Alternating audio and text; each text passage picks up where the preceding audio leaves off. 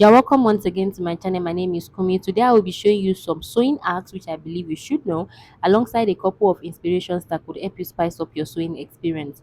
Occasionally, I will be interjecting to explain to you, while every other time I will just leave you to observe so I don't distract you. The first thing I will be showing you is how to make buttonholes without buttonhole machine. Here is my shirt, and right here is my strip, which is 2 inches wide. This is my button allowance, and it is 1/4 inch wide. I'm going to place my strip on my shirt like this, and I will mark where I want my first button to be. So my first button, I will mark for my first button, I will mark 2 inches downward, place my button and mark like this. But subsequently, the spacing between one button and the other will be 3 inches. I just use 2 inches for my first button because I don't want it to show my cleavage. When you get here, you reverse, then you jump over to the next marking, you reverse your stitch, and then you sew right to your next marking. I'm going to place my button,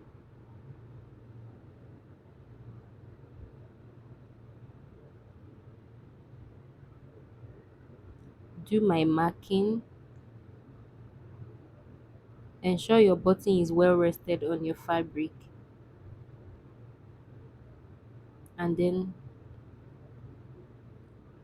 I'm going to stitch, jump over, but before then I'll mark 3 inches.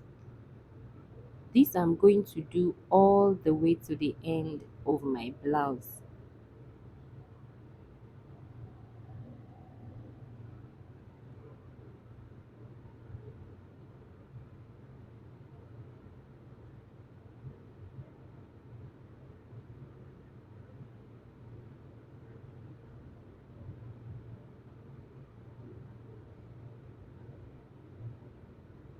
I'm going to cut all those threads at those points where I jumped, and I'll fold my button allowance like this. The one I said was 1/4 inch wide. That's what I just folded, and I'm going to stitch in with just quarter of an inch, so I'll be left with 1 inch.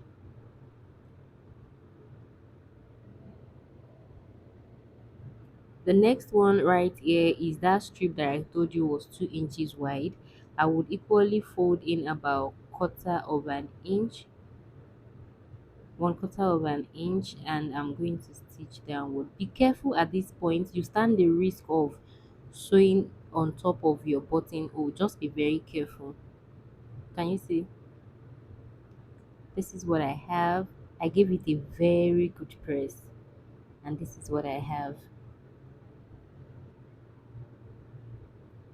If you mark your button very well, it should pass through effortlessly, as it is in my case. And this is what it looks like. The next thing I'll be showing you is how to make this kind of v-neck. Mark your preferred neck width and neck depth. Mine is 3 by 7, and then I have an extension of 2 inches, which I marked all the way. This is quite explanatory.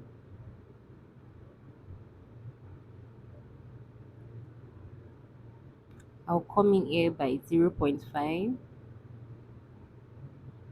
and connect.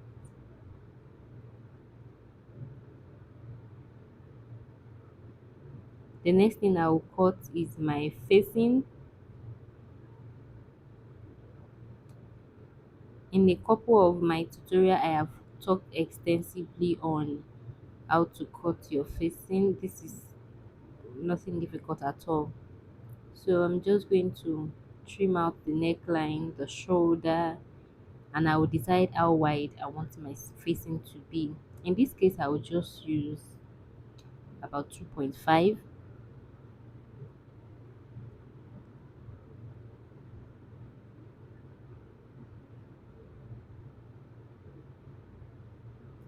I will carefully connect my dots together. before trimming my facing.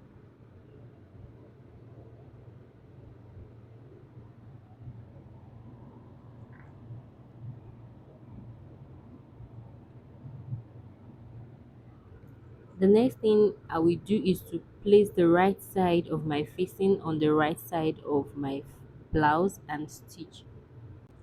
I'm done stitching, I'm just going to notch. Thereafter, I would stop stitch. This is what I have.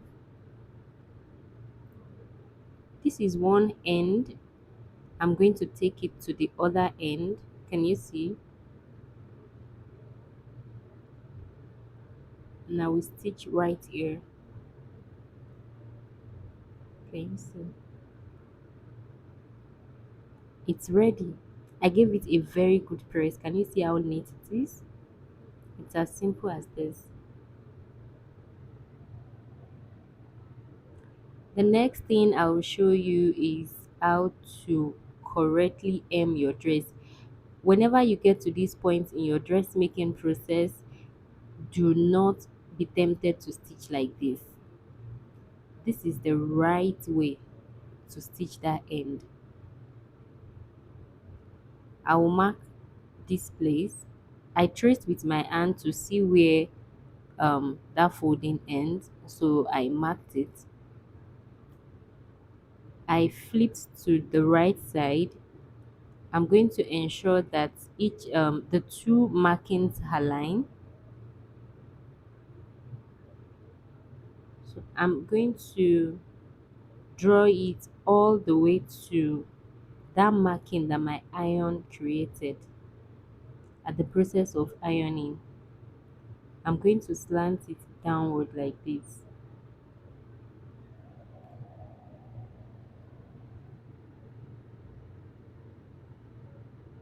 I'll go over to my sewing machine to stitch. Can you see what my marking looks like?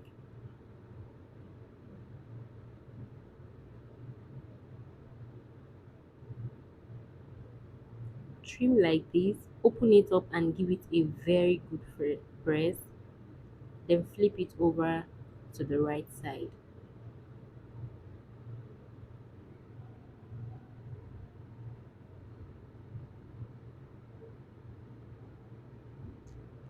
Can you see?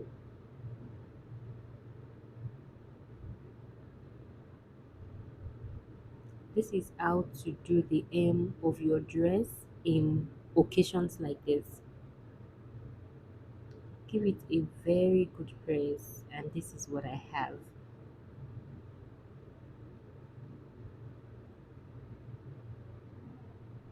The next thing I'll be showing you is how to hide your zipper. I'll come down by 2 inches. It is not the standard, you can use your preference.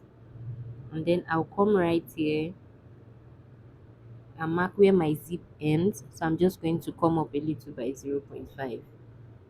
Reverse your stitch here, sew all the way to the second marking, reverse your stitch as well, then continue to the end. Open up and give it a good press. So this is my marking, I'm going to indicate it. I'll check the second marking and indicate it as well. Then I'll place my zipper face down and I'll stitch.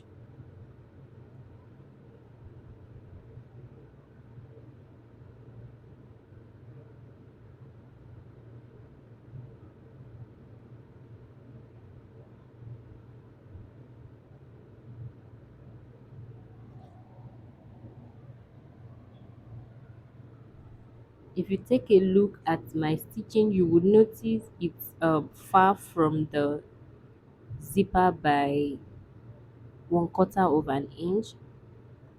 My stitching is not exactly close to it, it's just about 1/4 of an inch away.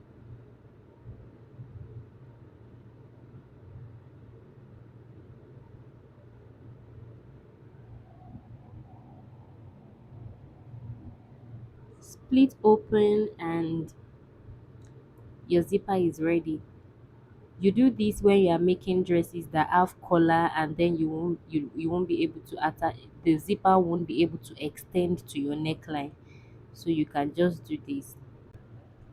Guys, I used this method for this dress and it came out perfectly well. The next thing I'll be showing you is how to make roses. So there are times you need roses and you can't find your preferred color. Instances like this, just get like a scuba fabric, preferably because the edges don't shred, and then you make your roses yourself.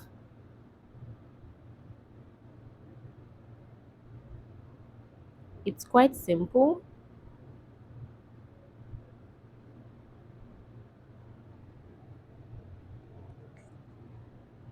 Thread your needle, knot the other end of the thread,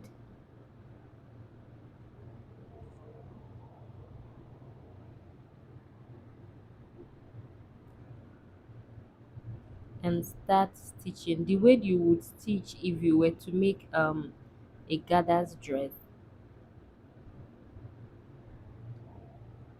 I'm going to stitch all around. You can use your sewing machine as well, just don't reverse it, because at some point you are going to need to pull the thread together to form ruffles. Adjust with your hand and secure the stitching at the back.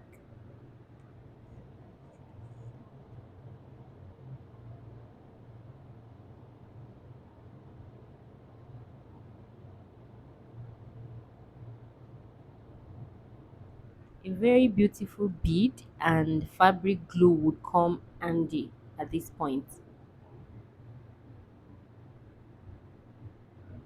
This is my fabric glue and this is my preferred bead for this piece. Can you see what I have? So beautiful and it's simple. Next, I'm going to mark about 1 inch here. I'm going to stop my cutting at 1 inch. Can you see what I have? I will open it up like this and twist the upper part of the dress. If you twist one, you will have the right side and the left side, so it is advisable that you twist one more time. Voila. Flip to the wrong side, go ahead and stitch, but before then secure with your pin. This is one way to make a very simple yet classy dress. Can you see?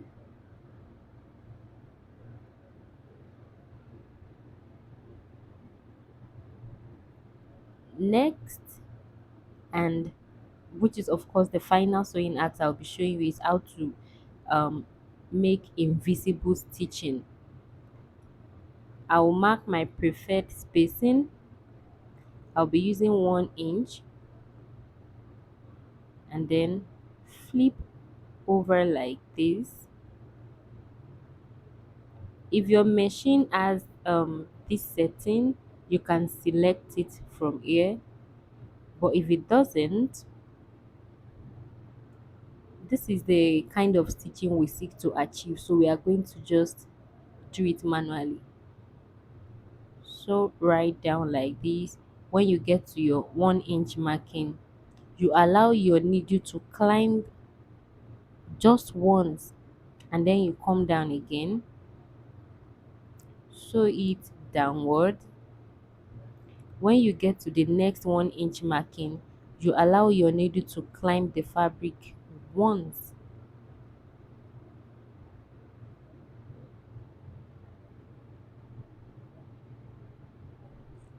Turn it this way, stitch downward. When you get to the next 1 inch, you just repeat the same process till you get to the end. You would mostly find this method at the hem of trousers. So if you've always been wondering how it is being done, this is it. With this, we've come to the end of this tutorial. I do hope you had a very good time with me. Kindly leave me your feedbacks in the comment section. Don't forget to like, share, and subscribe to my channel till I come your way in my next tutorial. Bye for now.